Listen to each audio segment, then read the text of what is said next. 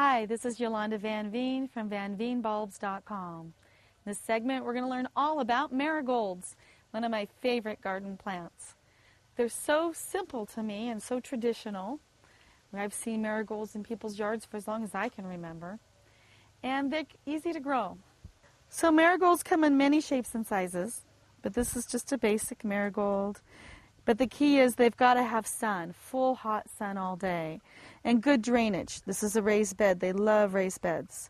So they need a way to drain in between, and lots of full hot sun.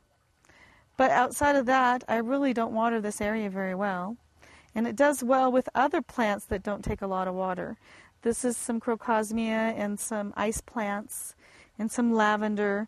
But they just make a great combination, and they're easy to grow. And some winters, my marigolds here in the Northwest make it from year to year. Some years, I lose them.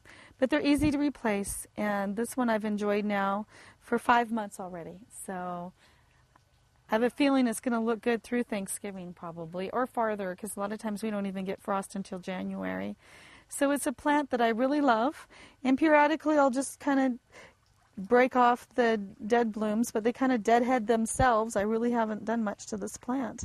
And they come back for most of the year. They're blooming from pretty much May through November for me here in the Northwest. I love marigolds. They're so beautiful.